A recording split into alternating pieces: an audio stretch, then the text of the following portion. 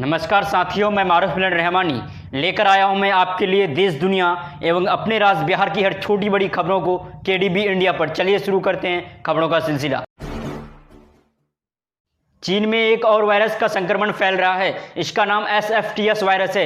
ये बुनिया वायरस के नाम से भी जाना जाता है। ये मकड़ी जैसे दिखने वाले जीव टिक के काटने से फैलता है। चीन में अब तक 60 लोग इस वायरस से संक्रमित हो चुके हैं और 7 लोगों की मौत हो चुकी है। चीन के मीडिया के मुताबिक पिछले 6 महीने में पूर्वी चीन के जियांगसू प्रांत के 37 लोग SFTS वायरस से संक्रमित हुए हैं। इसके बाद पूर्वी चीन के अनहुई प्रांत में 23 लोग संक्रमित पाए गए हैं। चीन के popular short video app TikTok की भारत में फिर से एंट्री हो सकती है। इसका कारण यह है कि अमेरिका की दिग्गज सॉफ्टवेयर कंपनी माइक्रोसॉफ्ट टिकटॉक का ग्लोबल बिजनेस खरीदने पर विचार कर रही है। इसमें भारत और यूरोप का कारोबार भी शामिल हो सकता है। इस मामले से वाकिफ सूत्रों के हवालों से फाइनेंशियल टाइम्स की एक रिपोर्ट में यह दावा किया गया है। प्रधानमंत्री नरेंद्र मोदी ने शुक्रवार को हायर एजुकेशन पर हुए कॉन्क्लेव में नई शिक्षा नीति पर बात की। उन्होंने कहा कि नई पीढ़ी किसानों मजदूरों का सम्मान करना सीखे। इसके लिए डिग्निटी ऑफ लेबर पर ध्यान दिया गया है। अब व्हाट टू थिंक नहीं बल्कि हाउ टू थिंक पर फोकस किया जा रहा है। 3-4 साल के व्यापक विचार विमर्श और लाखों सुझावों के बाद एजुकेशन पॉलिसी मंजूर की गई है। देश के किसी भी वर्ग से ये बात नहीं उठी कि किसी तरह का भेदभाव हुआ है। ये एक इंडिकेटर भी है कि लोग वर्षों से चली आ रही शिक्षा व्यवस्था में जो बदलाव चाहते थे वो उन्हें मिले हैं। देश की पहली किसान रेल शुक्रवार को महाराष्ट्र के नासिक में स्थित देवलाली से बिहार के दानापुर के लिए रवाना हुई। केंद्रीय मंत्री नरेंद्र सिंह तोमर ने वीडियो कॉन्फ्रेंसिंग से ट्रेन को हरी झंडी दिखाई। तोमर ने कहा कि किसान रेल सस्ती दरों पर कृषि उपज, विशेष रूप से जल्दी खराब होने वाली वस्तुओं का ट्रांसपोर्टेशन करेगी। इससे किसानों को उनकी फसलों का उचित मूल्य मिलेगा। तोमर के पास ग्रामीण विकास और पंचायती राज विभाग भी है। उन्होंने कहा कि रेलवे ने कोरोना महामारी के बीच देश भर में फूड प्रोडक्ट की सप्लाई करते हुए 96 रूट पर 4610 ट्रेनें चलाई। रेल मंत्री पीयूष गोयल ने कहा कि प्रधानमंत्री नरेंद्र मोदी ने किसानों को सालों के बंधन से मुक्त करने के लिए कई योजना बनाई है। इससे देश के किसान आत्मनिर्भर और समृद्ध होंगे। ब्रिटेन के शोधकर्ताओं ने कहा कि BCG वैक्सीन का कोरोना वायरस के खिलाफ सकारात्मक असर देखा गया है। ये वैक्सीन हमारे इम्यून सिस्टम को तेज करती है। BCG TB की रोकथाम के लिए दी जाने वाली वैक्सीन है। इस अध्ययन को सेल रिपोर्ट मेडिसिन जर्नल में पब्लिश किया गया है। इसमें बताया गया कि जिन लोगों ने पिछले 5 सालों में BCG वैक्सीन ली थी उनमें कोरोना के लक्षण बहुत कम देखे गए हैं। अमेरिका के राष्ट्रपति डोनाल्ड ट्रंप के फ्लोरिडा स्थित रिसोर्ट में शुक्रवार को 3 युवक घुस गए। इनके पास सेमी ऑटोमेटिक AK-47 राइफल थी जो लोडेड थी। पुलिस ने इन्हें गिरफ्तार कर लिया है। ट्रंप का यह आलीशान रिसोर्ट फोर्ट लोडेडेल में है। इसका नाम मार-ए-लेगो है। यह पहली बार नहीं है जब मार-ए-लेगो में घुसपैठ हुई हो। जब से ट्रंप राष्ट्रपति बने हैं तब से 4 बार इस रिसोर्ट की सुरक्षा में सेंध लगी है। 2 बार तो चीन के नागरिक गिरफ्तार भी किए जा चुके हैं। कोरोना संकट से जूझ रही पूरी दुनिया वैक्सीन का इंतजार कर रही है, लेकिन लग रहा है कि इंतजार खत्म होने वाला है। रूस अगले हफ्ते दुनिया के पहले 80 कोविड वैक्सीन को रजिस्टर्ड करने का प्लान बनाया है। रूस के उप स्वास्थ्य मंत्री ओलेग ग्रिडनेव ने कहा कि रूस 12 अगस्त को कोरोना वायरस के खिलाफ अपने पहले वैक्सीन को रजिस्टर्ड करेगी। उप स्वास्थ्य मंत्री ओलेग ग्रिडनेव के अनुसार कोरोना वैक्सीन की प्रभावशीलता का अंदाजा तब लगाया जाएगा जब जनसंख्या का प्रतिरक्षा विकसित कर चुकी है। गामलोया रिसर्च इंस्टीट्यूट और रूसी रक्षा मंत्रालय द्वारा संयुक्त रूप से कोरोना का वैक्सीन विकसित किया गया है। चाइनीज मोबाइल कंपनी वीवो इस साल IPL की टाइटल स्पॉन्सर नहीं होगी।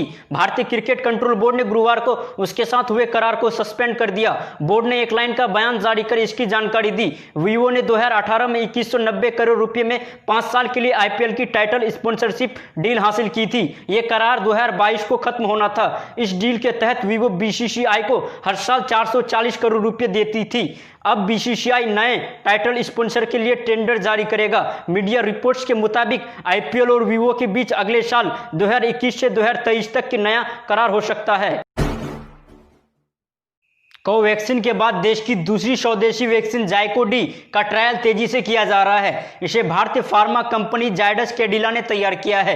वैक्सीन के पहले चरण का ट्रायल पूरा हो गया है। कंपनी का दावा है कि अब तक हुए ट्रायल के दौरान वैक्सीन सुरक्षित साबित हुई है। इसका दूसरे चरण का ह्यूमन ट्रायल गुरुवार को यानी 6 अगस्त से शुरू हो गया है। कंपनी के चेयरमैन पंकज आर पटेल के मुताबिक पहले चरण के ट्रायल में जाइकोडी वैक्सीन सुरक्षित साबित हुई है। ये हमारे लिए एक अहम पड़ाव है। वैक्सीन का ट्रायल जिन क्वारंटीनर्स पर हुआ है उनका चिकित्सीय परीक्षण किया गया है। वैक्सीन देने के 24 घंटे बाद तक उनकी पूरी देखभाल की गई है। 7 दिन तक लगातार नजर रखने के बाद वैक्सीन सुरक्षित पाई गई।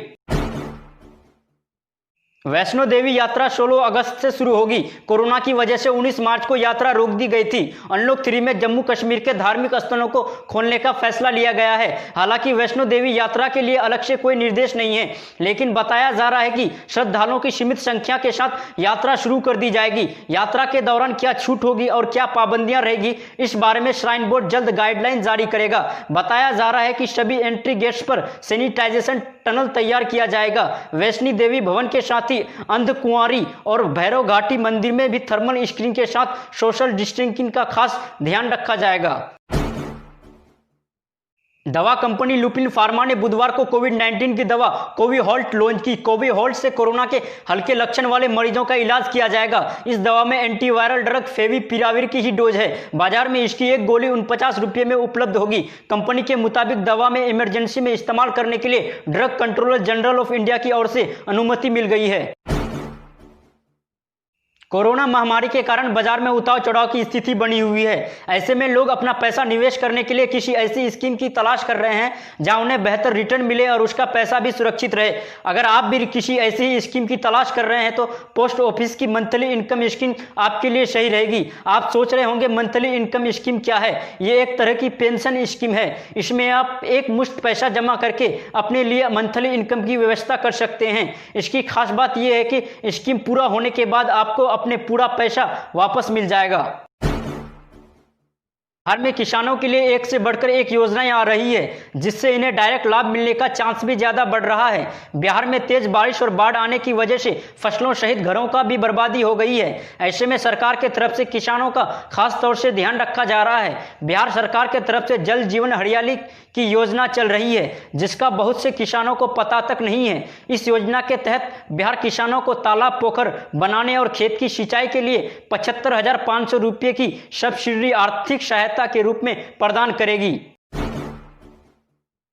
बिहार में प्राइवेट स्कूलों को लेकर कई सारे बदलाव आ रहे हैं और अलग अलग नियमों में भी परिवर्तन किया जा रहा है। मार्च से ही बिहार में प्राइवेट स्कूलें बंद हैं, जिससे स्कूल अध्यापकों के सैलरी में भी काफ़ी दिक्कत हो रही है, क्योंकि स्कूलों में अध्यापकों को सैलरी नहीं दी जा रही है। ऐसे में काफ़ी समस्या हो रही है। बच्चों के अभिभावकों ने फीस माफ़ी को लेकर टीचरों से बात भी किया था, लेकिन फिर भी फीस को लेकर कई सारे बातें आ रही है। दरअसल बिहार के कई अभिभावकों ने सरकार से फीस माफ़ी करने को कहा था, लेकिन सरकार ने साफ कह दिया है कि निजी स्कूलों में फीस माफी करने अथवा कम करने का कानूनी अधिकार शिक्षा विभाग को नहीं है। बिहार में बाढ़ की स्थिति गंभीर बनी हुई है। राहत की बात है कि कुछ नदियों के जलस्तर में कमी हुई है, लेकिन गंगा के जलस्तर में वृद्धि देखी जा रही है। गंगा नदी कहलगांव के पास खतरे के निशान से ऊपर पहुंच गई है। राज्य की अन्य नदियां भी कई क्षेत्र में अभी भी लाल निशान से ऊपर हैं। इधर राज्य के 16 जिलों में 121 प्रखंडों में अभी भी बाढ़ का तांडव जारी है, जिससे अब तक 19 लोगों की जान जा चुकी है। बिहार आपदा प्रबंधन विभाग ने राहत और बचाव कार्य जारी रखने का दावा किया है। इस बीच मुख्यमंत्री नीतीश कुमार ने बुधवार को दरभंगा और गोपालगंज बाढ़ग्रस्त इलाकों का हवाई सर्वेक्षण किया। बिहार राज्य जल संसाधन विभाग के एक अधिकारी ने गुरुवार को बताया कि कोसी के जलस्तर में कमी का ट्रेंड बना हुआ है। कश्मीर में अनुच्छेद 370 समाप्त हुए 5 अगस्त को 1 साल पूरा हो चुका है। अब कश्मीर मामले में अमेरिका ने भी भारत को नसीहत दी है। अमेरिका के विदेश मामलों की संसदीय समिति ने कश्मीर को लेकर कहा कि 1 साल बाद भी वहां हालात सामान्य नहीं हुए। इस दौरान अमेरिका ने भारत को लोकतांत्रिक मूल्य को संजोकर रखने की नसीहत तक दे डाली। भारत सरकार के जम्मू कश्मीर से अनुच्छेद 300 समाप्त करने को फैसले का 1 साल पूरा हो चुका है, लेकिन स्थितियां अभी तक सामान्य नहीं हुई है। कश्मीर मामलों में चीन ने भी प्रतिक्रिया व्यक्त की है। भारतीय रिजर्व बैंक की ओर से रेपो रेट में इस बार कोई बदलाव नहीं किया है। यह 4% पर बना रहेगा। यह घोषणा रिजर्व बैंक ऑफ इंडिया के गवर्नर शक्तिकांत दास ने की। इसके अलावा रिवर्स रेपो रेट को भी 3.3% पर बरकरार रखा गया है। साथ ही आरबीआई गवर्नर ने कहा कि वास्तविक जीडीपी वृद्धि पहली 6 माही में और पूरे वित्त वर्ष में नकारात्मक रह सकती है। विधानसभा चुनाव से पहले विधायक जी रंग बदलने लगे हैं। जनता दल यूनाइटेड के विधायक रवि ज्योति अपनी पार्टी से नाराज हैं। राजगीर जेडीयू विधायक रवि ज्योति ने आरोप लगाया है कि जेडीयू के अंदर दलितों की उपेक्षा हो रही है। पुलिस की नौकरी छोड़कर राजनीति में आने वाले रवि ज्योति 2015 में राजगीर विधानसभा से विधायक चुने गए। जेडीयू का दामन थामा तो नीतीश कुमार के नेतृत्व की खूब तारीफ की। नालंदा नीतीश कुमार का गृह जिला है, लिहाजा रवि ज्योति नीतीश के पीछे पीछे हो लिए। लेकिन अब चुनाव के पहले एकाएक उन्हें इस बात का एहसास हो रहा है कि जनता दल यूनाइटेड में दलितों की उपेक्षा हो रही है।